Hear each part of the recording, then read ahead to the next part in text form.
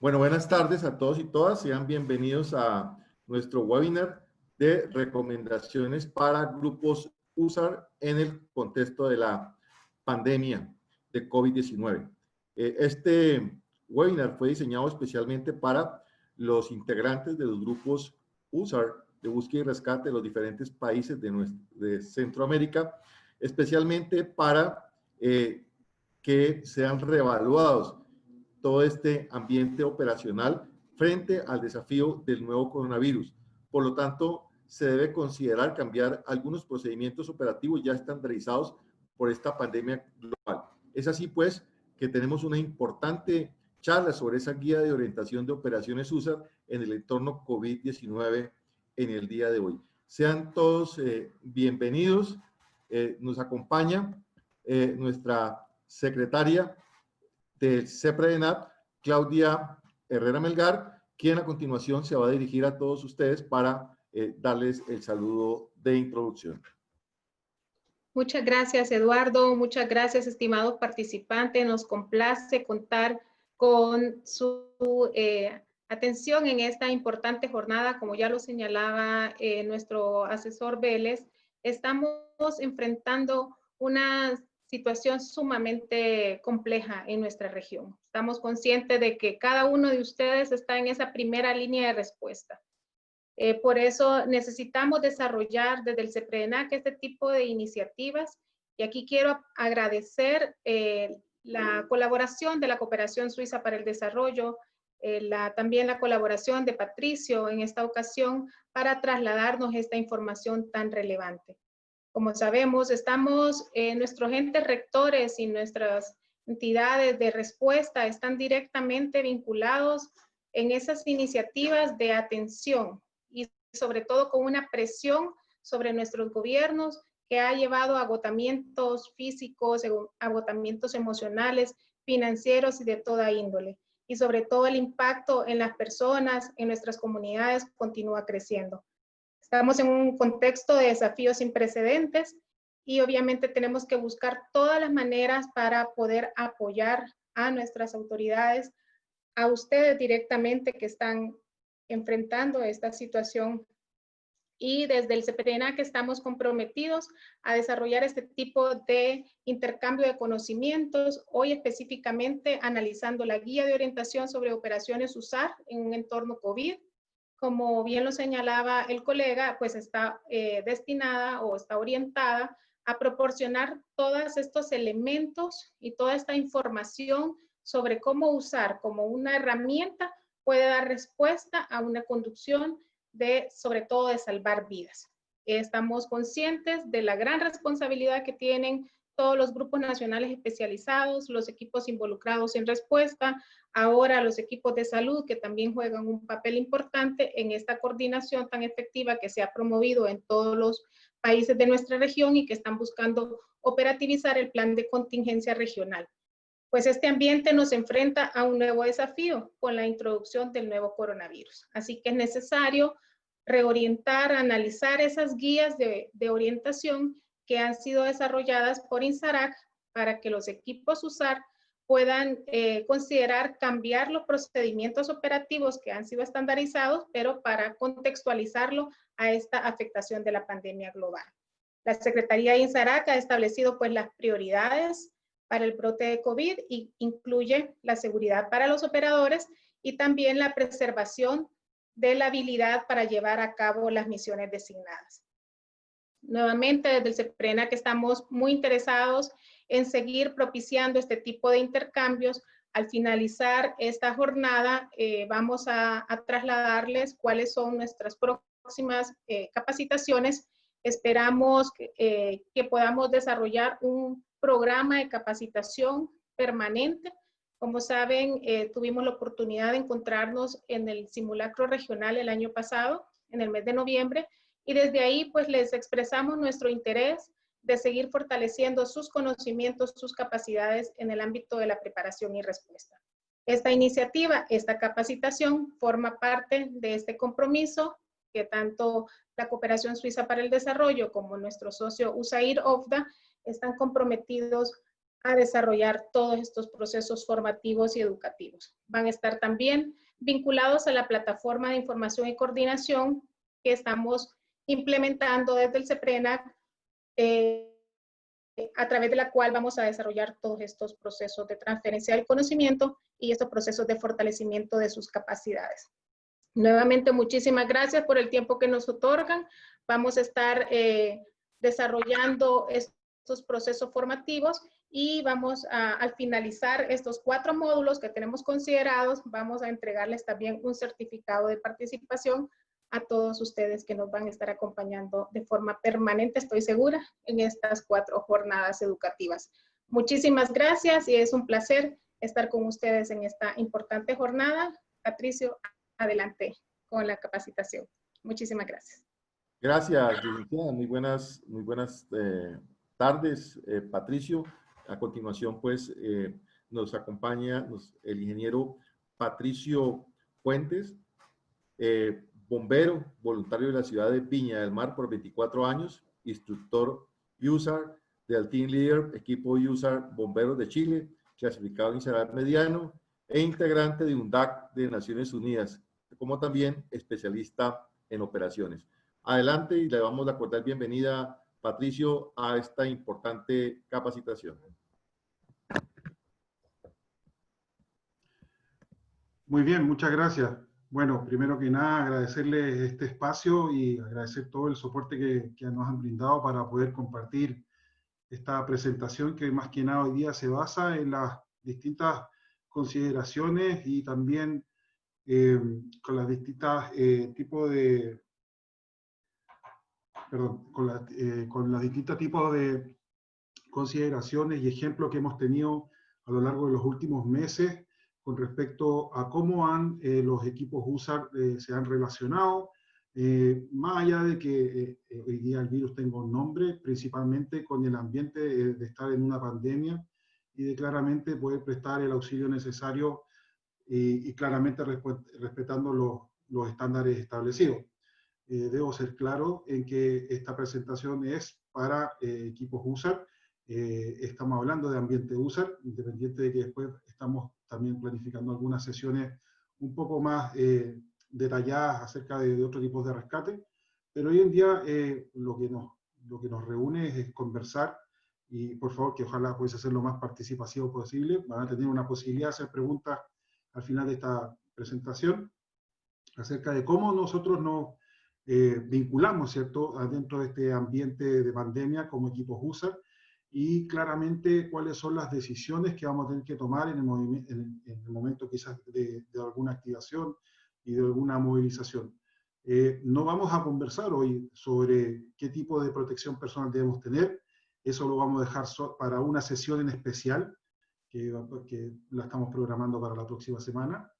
Si hoy día vamos a conversar, como les vuelvo a repetir, las consideraciones que tenemos que tener, las decisiones que debemos tomar como equipo USAR en el caso de que efectivamente hay alguna movilización y también, obviamente, en lo que hoy día es la fase de preparación que estamos viendo en el caso de tener que alguna activación o movilización.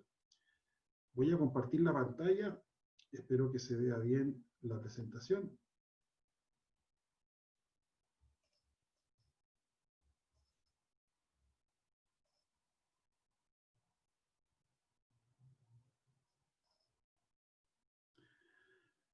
Bien, si ahí tengo un buen feedback, allí está la presentación, espero que la puedan ver bien.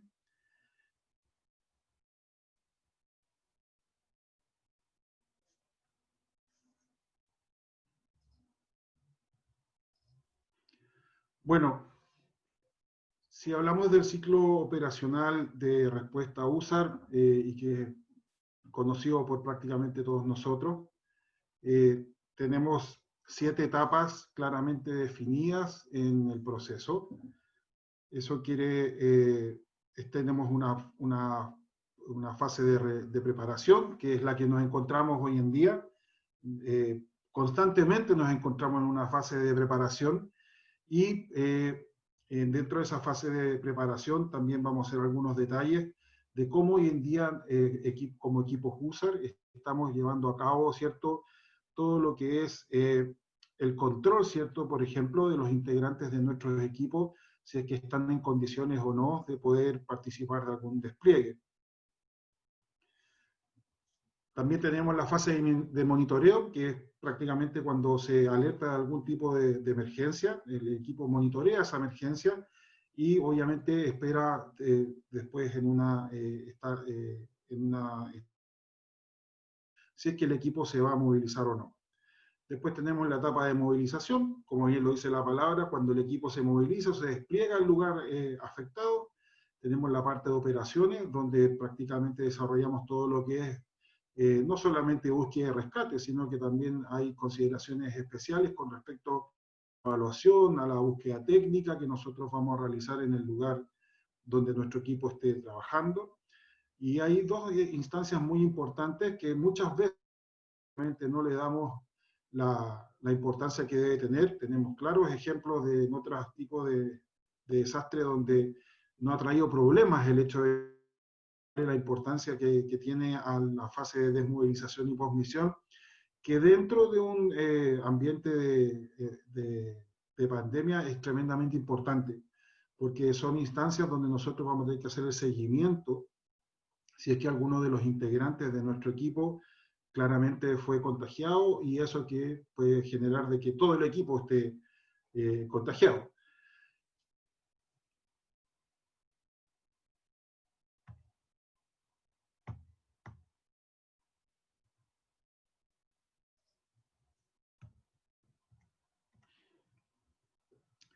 En la parte de preparación, monitoreo y alerta, una de las decisiones fundamentales o una de las estaciones fundamentales es el estado del grupo USA. Hoy en día tenemos tres tipos de estado, que prácticamente todos los equipos, por lo menos los que pertenecen a la red de INSARAC, equipos internacionales, hoy en día están considerando. La que todos queremos, obviamente, es estar disponible. Un equipo que pueda también estar disponible con restricciones y un equipo que claramente no esté disponible. Son decisiones duras, son decisiones difíciles, pero claramente dentro del contexto de una pandemia hoy en día, en cierto sentido, no está dentro de las prioridades de un país, sobre todo donde necesariamente la movilización o el transporte es a través de vía aérea, por ejemplo. Quizás por movilización vía terrestre tengamos algunas facilidades, pero principalmente hay una decisión que tiene que tomar la administración del equipo o la gerencia del equipo, es si es que obviamente el grupo o el equipo USA está disponible, si es que está disponible con restricciones y cuáles son esas restricciones, o definitivamente porque las condiciones no son las favorables, necesariamente el equipo está no disponible.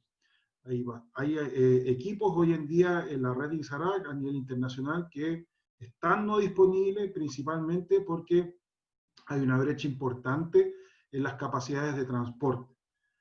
Así que eso ha jugado un poquito en contra de la posible movilización de equipos y claramente en el estado de ellos. Pero es una decisión importante que tenemos que tomar cuando nos encontramos a nivel de la gerencia o de la administración del equipo, es si efectivamente estamos disponibles o en definitiva no estamos disponibles.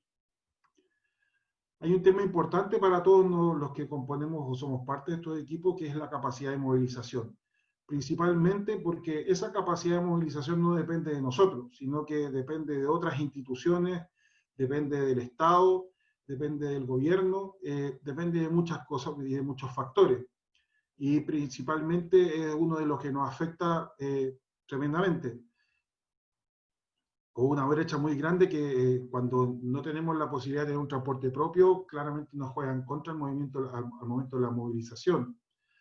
Dentro de estas capacidades de movilizaciones, hoy en día vamos a encontrar restricciones de transporte. Sabemos perfectamente de que muchos lugares están en cuarentena. Hoy en día todo lo que es transporte aéreo, para quienes así lo necesiten, estamos hablando tanto a nivel nacional como también a nivel internacional, es que tenemos que pasar por ciertas restricciones de cuarentena. Y claramente eso va a afectar tanto a los integrantes del equipo como el equipamiento que llevamos y también a los equipos que transporta perros. Entonces hay que tener muy en claro que cuando tomamos la decisión de movilizarnos, van a haber restricciones de transporte que vamos a tener que analizar, que vamos a tener que evaluar, y una vez eso va a ser el resultado si es que efectivamente el equipo cuenta con las condiciones de poder movilizarse o no se puede movilizar. También está el tema de las capacidades de transporte. Hoy en día, nuestros países, ¿cierto? Hablando de las Américas, tenemos restricciones hoy en día con respecto a la capacidad, y claramente porque las prioridades hoy en día en muchos países es estar transportando contagiados del COVID-19 entre distintas ciudades para poder un poco ir descomprimiendo ciertas capacidades de hospitales, por ejemplo, etcétera. Lo que claramente nos puede jugar en contra en que si efectivamente vamos a tener una capacidad de transporte o no. Al ser transporte terrestre, obviamente es mucho más viable. Claramente la necesidad va a depender del volumen que transportemos como equipo. Pero también obviamente tenemos que considerar, sobre todo cuando es ayuda entre países, como por ejemplo sucede en Centroamérica, cuáles son las restricciones que vamos a encontrar, tanto teniendo la capacidad de un transporte aéreo como la capacidad de un transporte terrestre para poder ingresar a ese país. Y mucho ojo, sobre todo con el tema de las cuarentenas preventivas, que claramente nos van a afectar en el sentido si tenemos que hacer un despliegue. La hora dorada para nosotros, siempre hablamos de menos de 72 horas ocurridos el incidente, por lo tanto cualquier cuarentena, por menor que sea, claramente va a esa curva, ¿cierto? De hacer posible rescate, ¿cierto? De víctimas vivas.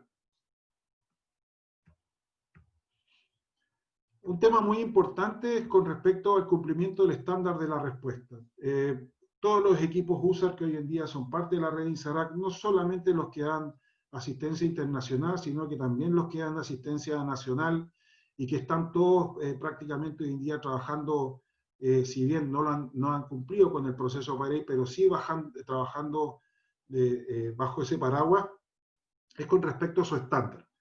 Y es tremendamente importante que cumplamos con ese estándar, que el equipo, si el equipo es liviano, cumpla con esa capacidad, si el equipo es mediano, cumpla con esa capacidad, y si es pesado, también cumpla con ese estándar de respuesta.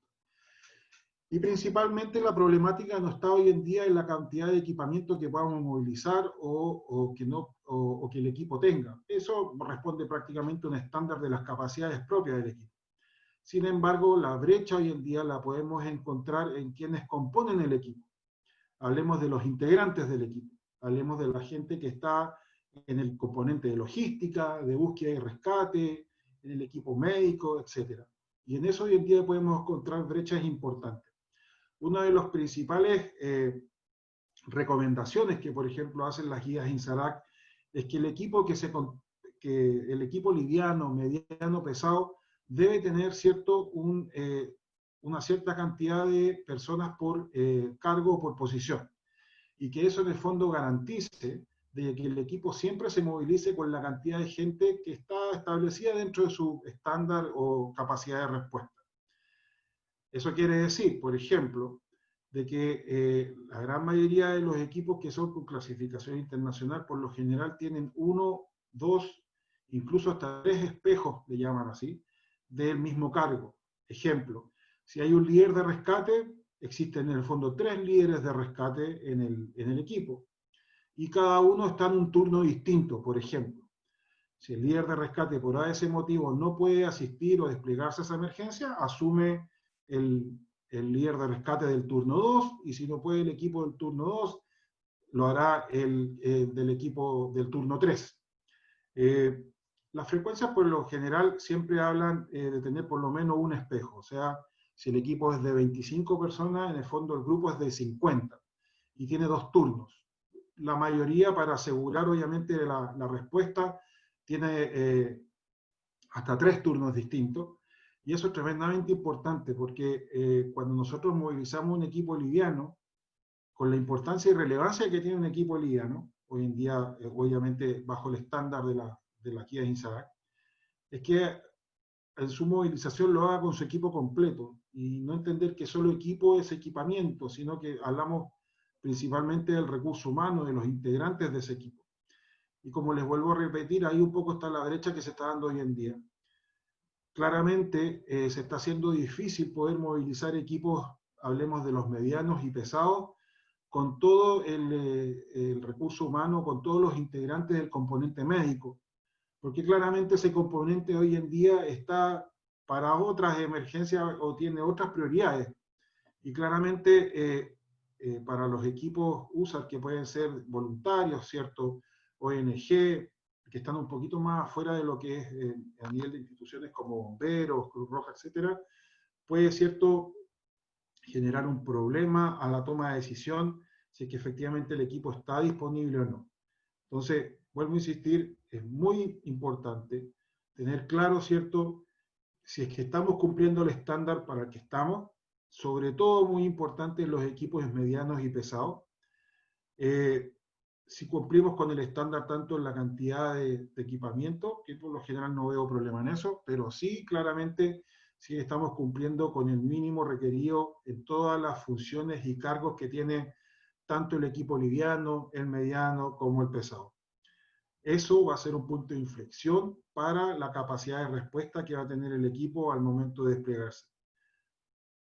Tenemos que tener muy en claro que la capacidad de los equipos USAR no es solamente de horas de trabajo, sino que también se establecen los días de trabajo.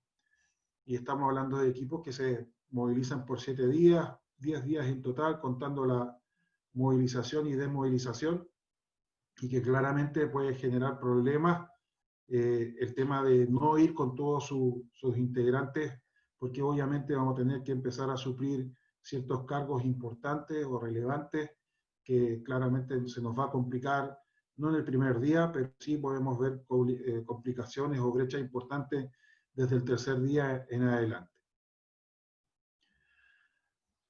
En la misma fase de preparación, monitoreo y alerta está la planificación de posible cuarentena.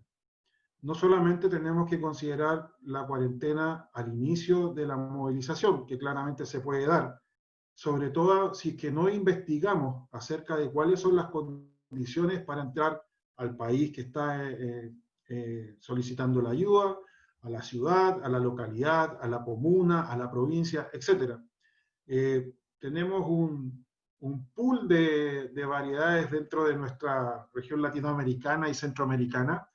Hay países que son federales, por ejemplo, y que cada una de las distintas provincias tiene sus propias leyes.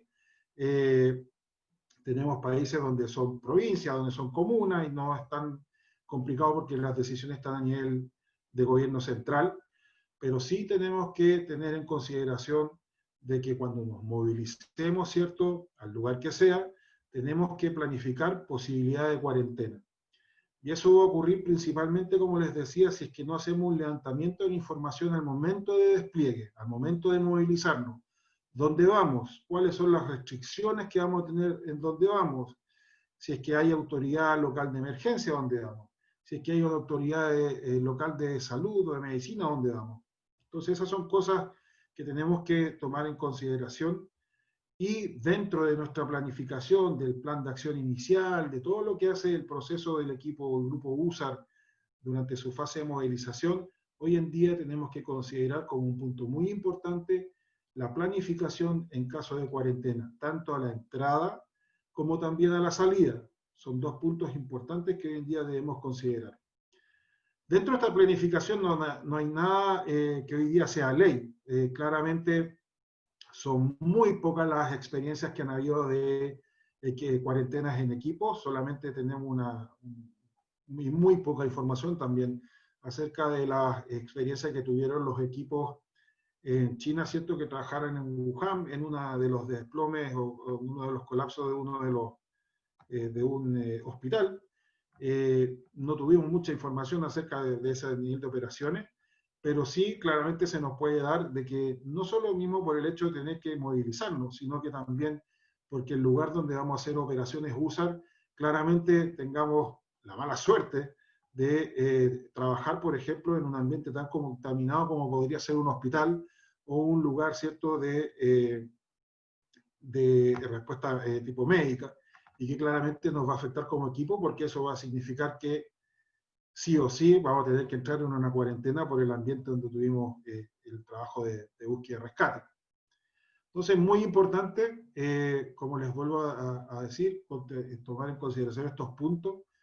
Importante la decisión que vamos a tomar como equipo, si estamos disponibles o no. Importante también cumplir con los estándares de respuesta.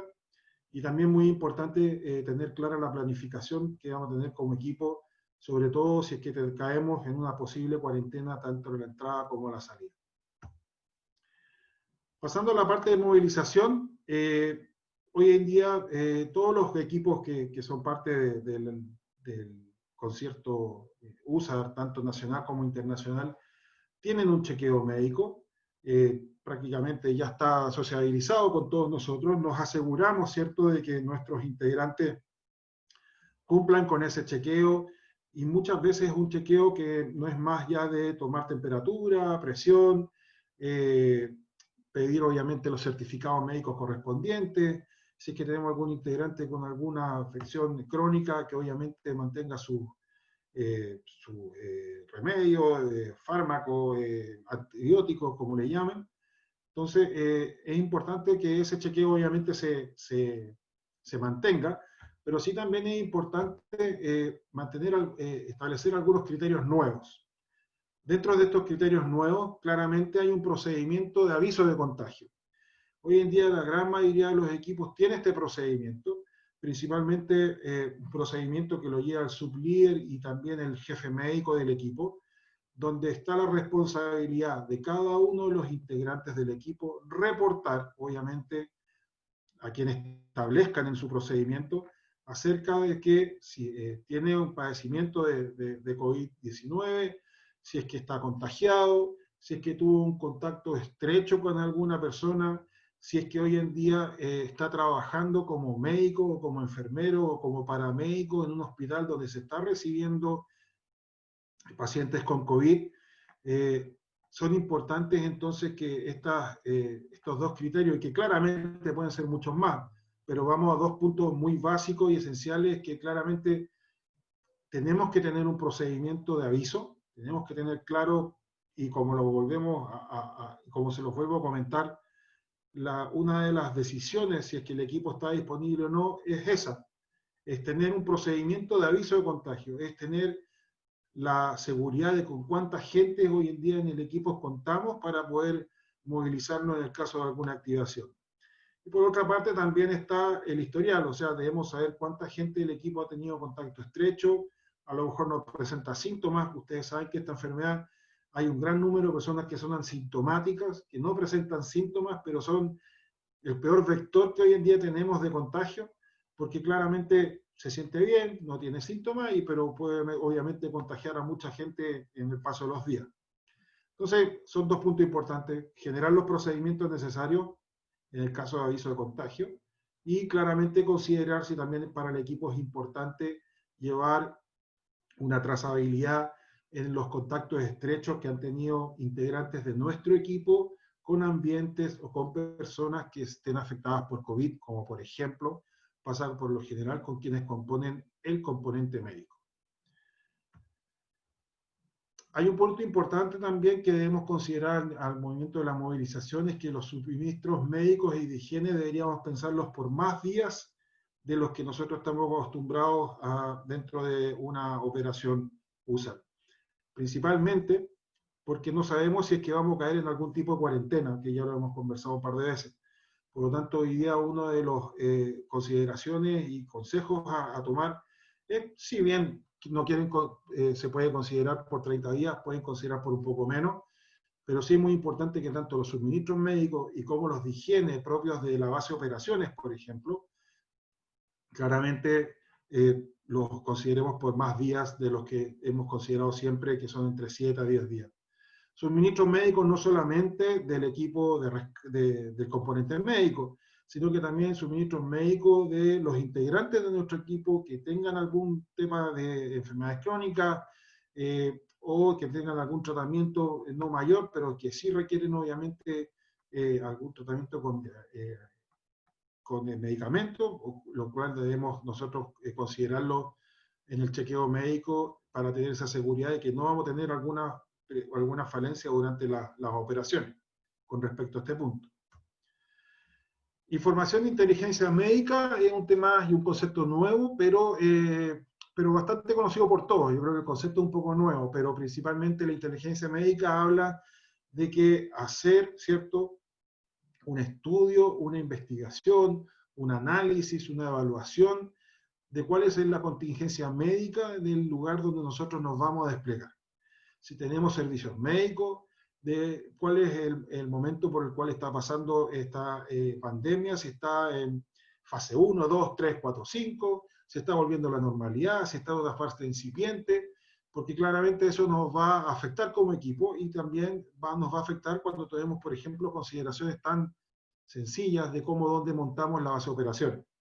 Entonces hoy en día tenemos que hacer un trabajo un poco más agudo, más de análisis, más de evaluación, no solo lo que siempre nos fijamos, de qué aeropuerto vamos a llegar, de qué sector vamos a montar las base de operaciones, de dónde vamos a operar, sino que también cuál es el ambiente, ¿cierto?, médico que vamos a contar, cuál es el respaldo, la garantía médico en el lugar donde nos vamos a desplegar y cuáles son las restricciones médicas en el lugar donde nos vamos a desplegar. Entonces es importante que lo tengan en consideración este concepto de inteligencia médica, que en el fondo más que nada es recabar información importante acerca de todo lo que ya les he comentado anteriormente acerca de temas médicos probablemente tal. Y también hay un tema importante que es el monitoreo de la salud de los miembros o de los integrantes del equipo. Hablamos del equipo en general, pero claramente quienes se van a llevar el trabajo un poco más de cerca, obviamente van a ser quienes están en el equipo tanto de búsqueda como en el equipo de rescate. Pero si bien antes no hacíamos un monitoreo, y así el monitoreo lo hacíamos al inicio de la fase de movilización y al final de la desmovilización, hoy en día es necesario hacer un monitoreo constante de las posibilidades de contagio que podamos tener. Basta una o dos personas que se contagien en la parte de operaciones e ingresen a la base de operaciones y claramente en 2 o 3 días podríamos tener a todo el equipo USAR bajo cuarentena. Entonces, que haya un monitoreo diario, que haya un monitoreo constante en el tiempo acerca de, sobre todo, quienes están hoy día o en el momento se encuentren haciendo operaciones de búsqueda y rescate, porque obviamente son los que se encuentran más cercanos a quienes pudiesen estar contagiados en el lugar del rescate. En la parte de operaciones de rescate, tenemos lo que es el equipo de protección personal, tremendamente necesario hoy en día. No vamos a detallar mucho porque va a haber una sesión en especial la próxima semana acerca de temas de seguridad en operaciones de rescate. Sí, principalmente tener esa claridad y esa visión de que hoy en día el par de guantes no solamente lo vamos a tener que ocupar durante todas las operaciones, sino que vamos a tener que cambiar esta cantidad de horas. Lo mismo pasa con el protector facial, pasa con la mascarilla, pasa con la protección visual, pasa con la protección que vamos a tener que brindar a nuestro equipo médico en el caso que tengan que tratar a una víctima en el lugar de rescate. Entonces, claramente vamos a seguir usando el mismo equipo de protección personal, con todas las recomendaciones que ya conocemos, pero también hay que tener un poco esa visión clara de cuánto equipamiento vamos a desplegar, porque obviamente no nos va a servir llevar solamente una antiparra o una mascarilla y un par de guantes. Obviamente tiene que haber un recambio en ese tipo de cosas tan básicas en lo que es la protección personal. Sí vamos a tener que considerar nuevos procedimientos en la parte de limpieza y eliminación de residuos, sobre todo para quienes van a estar trabajando en las labores de búsqueda y rescate. Por lo mismo que viene un poco de la mano con el hecho de tener esa capacidad o ese stock de equipamiento de protección personal y que no porque le hagamos a un rescatista eliminar, ¿cierto?, su mascarilla, no tenga otra nueva y no pueda seguir trabajando en operaciones de rescate. Entonces hay que ampliar un poco el stock o la logística de equipos de protección personal y claramente hay que hacer procedimientos un poco más acuciosos en la limpieza y eliminación de residuos, no solamente en el lugar de las operaciones de rescate, sino que, por ejemplo, en el ingreso o en el acceso a la base de operaciones, donde si bien ya teníamos un lugar de descontaminación, más bien sencillo, que más que nada se refiere al limpiado de botas y cosas por el estilo, hoy en día tiene que ser un poco más acucioso. Esa limpieza ya no solamente tiene que ser con agua, sino que va a tener que ser con cloro, con otro tipo de desinfectante, donde a lo mejor vamos a tener que eliminar ropa por posibles contagio o infección, etc. Entonces también tenemos que hacer un poco más y más detallistas nuestros procedimientos nuevos en la parte de limpieza y eliminación de residuos. Como si ya se los había comentado, hay que hacer un monitoreo especial en la parte de salud, especial para quienes componen el equipo de rescate, porque van a ser quienes más cercanos estén, ¿cierto?, a posibles contagios, porque obviamente son el primer contacto con la víctima. Pasando a lo que ya es la parte de la desmovilización y posmisión. Principalmente hacer los arreglos necesarios de salida con la autoridad local y con la autoridad de salud. Nosotros siempre cuando hacemos una desmovilización y hablamos acerca de los arreglos necesarios, ¿cierto? O las restricciones que van a haber al momento de salida, siempre lo consideramos en un ambiente un poco internacional. Pero hoy en día es más allá del ambiente internacional, va a pasar en el ambiente nacional, la movilización saliendo de una provincia, de una comuna, de una localidad, etcétera, donde claramente vamos a tener que hacer este proceso de hacer los arreglos necesarios, porque obviamente hoy día tenemos muchas más restricciones de movilidad que las que teníamos hace 2 o 3 meses atrás. Por lo tanto, es necesario establecer esos arreglos de salida, pero no solamente considerar a la autoridad de manejo de emergencia. Hoy en día es muy importante que también consideremos a la autoridad del manejo de salud, o el Ministerio de Salud que esté en el lugar, porque claramente van a haber restricciones que podríamos encontrar, lo hablaba un poco al principio, sobre todo con las posibilidades de cuarentenas que pudiesen haber y que nos pudiesen afectar como equipo. Muy importante que podamos hacer un mecanismo de informe, ¿cierto? En el caso de que un miembro del equipo diese positivo a semanas posteriores a la desmovilización. Dentro de la literatura que está disponible hoy en día, casos que se han presentado hasta con desfase de 1 semana después de haber estado en contacto con un contagio o con una persona que estaba contagiada. Por lo tanto, es muy importante de que se genere un mecanismo, de que haya un informe, de que exista un reporte de quienes participaron en esa movilización, ¿cierto? Tengan la instancia, puede ser a través de una plataforma web o como estime el equipo sea la mejor manera, de poder reportar, de poder informar, de poder decir, a 1 semana de la vuelta de movilización estoy presentando síntomas, y eso claramente pueda gatillar un procedimiento de revisión de todos quienes están en el equipo y quienes tuvieron contacto estrecho, obviamente, con ese integrante del equipo. La recomendación es que ojalá sea hasta 2 semanas posterior al despliegue y que claramente quede un registro de ese mecanismo. Si no hay nadie que haya reportado ningún tipo de informe de examen positivo o que haya tenido algún tipo de contacto, obviamente no va a haber ninguno, pero es importante que esté el mecanismo y que claramente las 2 semanas o 3 semanas, como así lo establezca cada equipo en su libertad de hacerlo, a pesar de que no haya ningún contagiado, existe ese reporte de que no hubieron contagios o no hubieron reportes o no hubieron consecuencias después de la movilización, puntualmente con temas de posibles contagios. Y también, como lo repetimos en la primera fase, cuando hablábamos acerca de la movilización, también en la demovilización es tremendamente importante que consideremos la posible cuarentena. Y no solo hablamos de la posible cuarentena cuando estamos saliendo del lugar afectado, sino que también estamos hablando de la cuarentena que se nos pueda dar, por ejemplo, al llegar a nuestra propia localidad, a nuestra ciudad de origen, donde perfectamente las autoridades pudieran determinar de que tuviésemos que hacer una cuarentena y claramente debemos considerar esa posibilidad. La cuarentena más compleja es hacerla en el lugar donde estamos desplegados, porque eso claramente se va a generar la necesidad de tener alimentación, de tener un lugar donde tener a los integrantes del equipo. Quizás no va a poder ser la misma base de operaciones, sino que va a ser algún lugar cerca del lugar de salida, que puede ser una RDC, quizás en un aeropuerto, en una estación de buses, etc.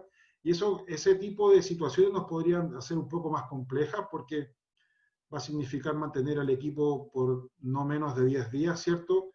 En un lugar donde no están quizás las mejores condiciones y quizás tampoco tenemos la mejor facilidades, ¿cierto?, para conseguir ciertas cosas necesarias para mantener al equipo por esa cantidad de días. Sí es más fácil hacer una cuarentena en la ciudad de origen, una vez regresando del despliegue, donde claramente pudiésemos tener muchas más facilidades y pudiésemos tener muchas más garantías para que claramente el equipo se pueda estar ahí 10, 14 días, lo necesario obviamente según lo establezca la autoridad sanitaria, para que el equipo obviamente, y me refiero tanto al equipamiento como a los integrantes, puedan claramente tener un regreso sano y seguro a sus casas. Esa ha sido la presentación que quise compartir con ustedes hoy día en ese conversatorio. Todos los temas que hemos hablado están hoy en día en la guía de orientación sobre operaciones USAR, que es la realizó, ¿cierto?, la Secretaría de INSARAC, en base a distintas contribuciones clasificados de INSARAC, principalmente a través de FEMA, y están todas estas consideraciones y recomendaciones en todas las fases del ciclo USAR, y donde claramente las podrán ver con mayor detalle.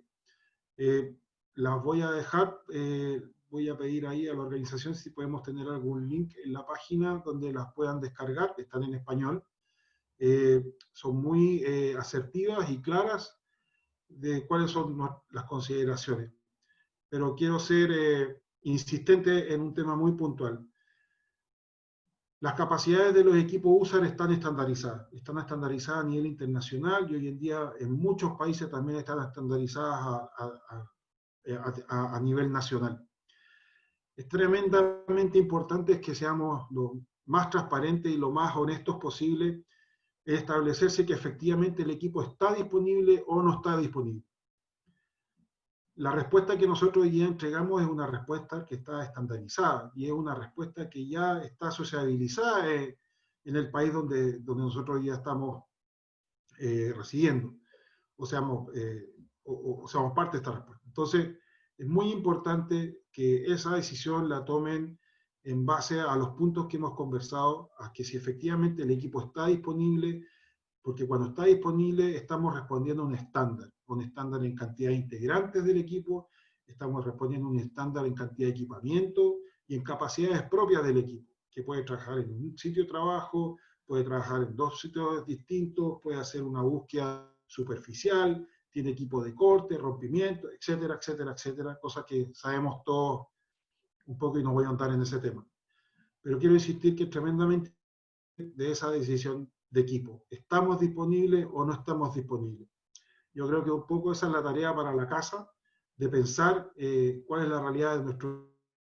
Más allá de la necesidad de dar una respuesta, ¿cierto?, a las emergencias, creo que también es tremendamente importante y relevante de que la respuesta que nosotros estemos cumpla con el estándar y claramente cumpla con todas las vallas que tenemos que sortear como equipo USAR, que no solamente, como ustedes deben saber, el tema de búsqueda y rescate, sino que todos los procesos del equipo USAR, lo que es desde la parte de preparación hasta la posmisión, y obviamente por la cantidad de días que muchas veces nos juegan contra y nos hace ver brechas que muchas veces no teníamos consideradas, sobre todo en el ambiente o en el ámbito de estar trabajando en una pandemia, donde claramente no vamos a tener todas las garantías ni facilidades que quizás pudiésemos encontrar en otros tiempos. Les dejo abierta la posibilidad de hacer preguntas. pero también les agradezco el tiempo de haberme escuchado, así que dejo abierta la posibilidad. Creo que el anfitrión ahí nos va a ayudar un poco con el orden de las preguntas. Gracias, Patricio, por la intervención, muy interesante. Tenemos algunas preguntas y le recordamos a todos los participantes, tenemos en este momento 184 participantes conectados a nuestro webinar. Vamos a tener estos 15 minutos para preguntas y respuestas, y por favor, en el icono de preguntas y respuestas, por favor, pueden colocar ahí sus preguntas. Estamos mirando el icono de preguntas y respuestas para que no las coloquen en el chat. Muchísimas gracias a todos, les agradezco esta deferencia y vamos con la primera pregunta. Patricio, Ana Gabriela César pregunta que para este apartado, justo antes de movilización, en la probabilidad de que muchos de nosotros podamos ser portadores asintomáticos, ¿qué medidas recomendadas pudiéramos tener, tomando en cuenta que las pruebas no serían posibles de un momento a otro? Patricio, siga adelante, por favor. Bueno, ese es un problema que vamos a tener. Claramente, quienes son asintomáticos, no tenemos ningún tipo de posibilidad de poder dar de poder tener un examen que hoy en día dure menos de 3 a 4 días. Y tampoco, siendo muy realistas, vamos a tener la posibilidad de, como equipos USAR, en el momento de la movilización, hacerle un PCR a todos los integrantes del equipo. Eso es con algo que vamos a tener que lidiar en el momento, pero una de las formas de poder bajar un poco ese riesgo es claramente que en la revisión médica ser un poco más detallistas y tener ojalá una trazabilidad en el caso de que esa persona que crea o tenga alguna remota posibilidad de estar contagiada es porque obviamente estuvo en contacto con alguien que sí estuvo contagiado o estuvo en un ambiente, trabaja en un hospital o en algo parecido, donde puede estar contagiado. Por eso es muy importante que entendiendo esa probabilidad, creo que lo podemos ayudar en el fondo a hacer menos el hecho de tener un procedimiento establecido de aviso, de reporte, en el caso de que tengamos algún contacto estrecho o en definitiva en el caso de que tengamos algún examen positivo. Gracias, Patricio. Pregunta Maynard Zumbado. ¿Qué pasa si durante las operaciones se tiene que efectuar labores en donde se sabe con certeza que hay fuente de contagio confirmada? ¿Cómo se procede con el personal que son expuestos con el consentimiento de cada uno o se toma otra decisión? En la BOO se debe existir obligatoriamente un área de personal expuesto. Gracias. Hablando de temas de consentimiento, del hecho del momento de que estamos hablando de temas USAR, desde el momento que nos ponemos disponibles como integrantes de un equipo USAR en este contexto, claramente ya estamos dando un consentimiento y autorización de que si somos parte de este equipo, vamos a trabajar en lo que nos concierne. O sea, si yo soy parte del equipo rescate, solamente ya con el hecho de ponerme a disposición de la movilización, ya estoy dando un consentimiento claro de que voy a tener que obviamente lidiar con algunas situaciones que van a ser complejas. Hoy en día no hay muchos ejemplos de efectivamente contagios que hayan sido durante operaciones de rescate. Hoy en día los ejemplos que tenemos es de unidades más pequeñas, estaciones de bomberos, por ejemplo, que en un rescate vehicular han tenido contacto con la víctima y resulta que la víctima estaba con un examen positivo de PCR. Entonces, claramente hay un procedimiento. Lo que deberían aplicar en los equipos USAR es, obviamente, esas personas que están en contacto directo, pasar a una cuarentena un par de días y ver la posibilidad de que esas personas que han tenido contacto directo tengan acceso a algún examen de COVID-19. Creo que sería como lo más sensato. Pero son decisiones que uno también tiene que tomar en el momento, porque obviamente el tener que dejar gente en cuarentena, sobre todo del equipo de rescate, nos va a generar una merma en nuestra capacidad como equipo USA.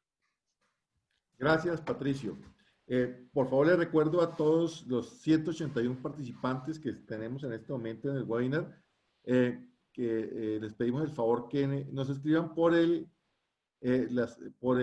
link de preguntas y respuestas para las preguntas, como también les solicitamos muy comedidamente que en el chat nos dejen saber su nombre, el equipo de user que pertenecen, el país y el correo de contacto para luego enviarles la grabación de esta conferencia y obviamente tener esta base de datos para los subsiguientes cursos. Ya algunos se han registrado y tenemos esa información, pero si la quieren complementar, sería de gran ayuda. Muchísimas gracias.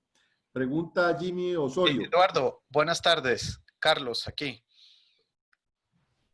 Sí, ¿Me escuchas? Sí. Hola, Eduardo. Sí, mira, quería nada más también complementar un poco la respuesta que dio Patricio respecto a los asintomáticos. Antes de que pasemos a otra pregunta, si te parece ahora. ¿Tiene que ver con procedimientos, Carlos? Sí, señor. Es en Sí, respuesta a la adelante. pregunta de los... Permítame un momentito. Sí, adelante, Carlos. Responda, complemente la respuesta de Gracias. Patricio. Buenas tardes de nuevo a todos y a todas. Gracias, Patricio, por la presentación. Excelente. Todas las medidas y consideraciones. Solo para complementar lo que mencionabas, soy el doctor Carlos Mancilla de CEPRENAC, especialista en emergencias de salud pública y epidemias. Básicamente, para la respuesta del tema de los asintomáticos en los equipos USAR, tal como lo decía Patricio, es muy difícil por la clínica poder determinar si una persona está infectada o no, sobre todo si está, uno, en periodo de incubación, que como bien lo mencionó, puede ser entre el que una persona se contagie del virus hasta que empiezan los síntomas, pueden ser entre 2 a 3 días hasta 15 días. Entonces, hay la posibilidad de que una persona tenga el virus en su cuerpo y no tenga síntomas clínicos, por lo tanto, es difícil que en un examen clínico se pueda determinar. Y el otro es que la prueba de PCR o la famosa prueba de hisopado, que la conocemos, ¿verdad? Que es la que detecta la presencia del virus, también salga negativa si la persona todavía está en periodo de incubación y el virus no se ha reproducido lo suficiente y por lo tanto la prueba de PCR o el hisopado no es capaz de detectarlo. Sin embargo, ya existe una prueba nueva y aquí es donde quería complementar la respuesta de Patricio. Existe una prueba serológica que se llama, que no es como la prueba de diagnóstico de PCR, sino es una prueba serológica que mide si la persona tiene anticuerpos para el SARS-CoV, que es el virus causante de la infección.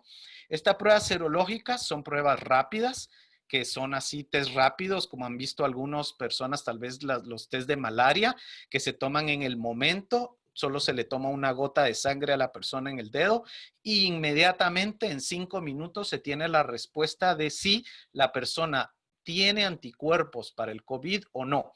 La respuesta, si el test es positivo, significa que la persona ha estado en contacto con el virus del COVID anteriormente en el pasado. Y si la prueba es negativa, claramente se descarta que la persona haya tenido contacto en el COVID.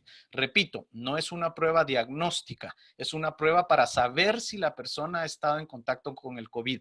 En este caso, en muchos países, lo que se está determinando para personal sanitario, de salud, bomberos y otro tipo de personal que debe prestar servicios públicos es que se les está realizando una prueba serológica para determinar si han tenido contacto con el virus o no. Y en función de eso, se decide si el personal sanitario, de salud, bomberos o lo que sea, puede o no seguir proveyendo servicios a la población. Entonces, por ahí sería un camino que yo recomendaría de involucrar pruebas serológicas para los equipos antes de su movilización. Solo, repito, no para diagnosticar si están enfermos o no, porque esas son pruebas que tardan días, que es la PCR, pero sí para saber si han tenido contacto con el virus o no. Y la recomendación de la Organización Mundial de la Salud es que aquellas personas con pruebas serológicas positivas que claramente no estén involucradas en servicios públicos o en el contacto con personas. Solo quería complementar esa parte porque sí podría añadirse esa prueba serológica dentro de lo que mencionaba Patricio, de la valoración de los equipos antes de la movilización y así saber quién puede ir y quién no. Gracias. Gracias, doctor Carlos. Muchas Bueno, gracias. pregunta Elton Rodríguez. La movilización se hace según el evento. El control requiere ahora entonces DRR permanente.